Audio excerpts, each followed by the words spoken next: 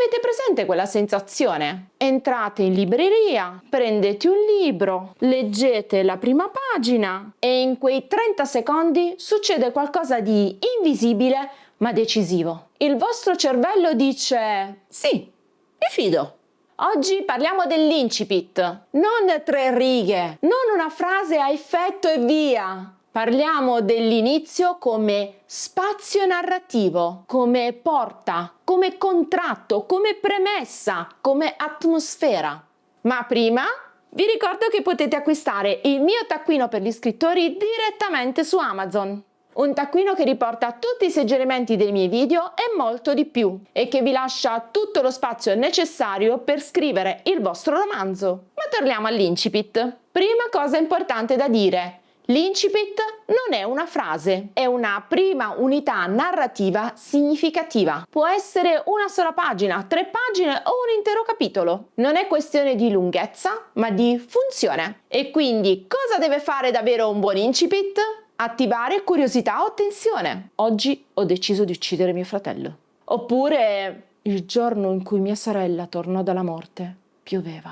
Non stiamo spiegando, stiamo aprendo una domanda. Far percepire il contesto narrativo. Un vampiro nell'antica Transilvania non è ovviamente lo stesso vampiro nella Milano del 2026. Vediamo un po'. Versione Transilvania.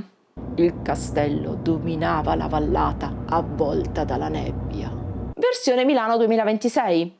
Quando Luca uscì dalla metropolitana di Porta Venezia dopo aver preso l'ultimo treno della giornata, il messaggio era già lì. Stanotte ho fame. Il contesto passa dal lessico, dalle immagini e dai dettagli scelti. Con l'incipit andiamo anche a stabilire un tono, e il tono è un patto emotivo con il lettore. Se iniziamo con un tono leggero, promettiamo leggerezza. Se iniziamo cupi, promettiamo tensione. Insomma, un buon incipit suggerisce anche quella che sarà l'esperienza del lettore per tutto il libro. Ma quali sono gli errori più comuni che molti scrittori commettono nello scrivere il proprio incipit? L'incipit è enciclopedia, quello in cui l'autore riversa tutte le informazioni del mondo narrativo sul personaggio, sulla sua vita passata, i suoi hobby, le sue paure. Insomma, fa infodump nell'incipit. L'incipit meteorologico. Era una notte buia e tempestosa.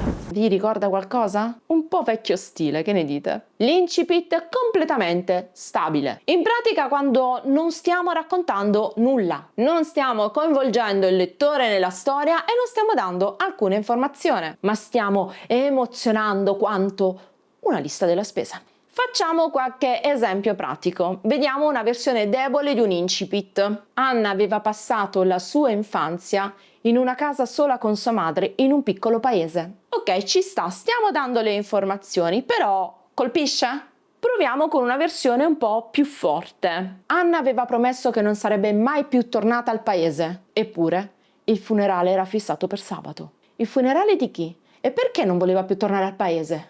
Ci facciamo delle domande, vogliamo delle risposte e quindi continuiamo a leggere. Se volete sapere se il vostro incipit funziona, fatevi queste 3 domande. Sto spiegando o sto facendo vivere? C'è una frattura nell'equilibrio? Il contesto si capisce senza spiegarmi? Ma soprattutto, io continuerei a leggere? Scrivetemi nei commenti l'incipit del vostro romanzo e vediamo che mondo narrativo promette. E ora facciamo un gioco. Vediamo se riconoscete questi incipit molto famosi. Tutte le famiglie felici si somigliano. Ogni famiglia infelice, invece, è infelice a modo suo. Molti anni dopo, di fronte al plotone di esecuzione, il colonnello Adriano Buendia si sarebbe ricordato di quel pomeriggio in cui suo padre lo portò a conoscere il ghiaccio. Questo è per grandi lettori appassionati. Destandosi un mattino da sogni inquieti, Gregor Samsa si ritrovò trasformato nel suo letto in un enorme insetto.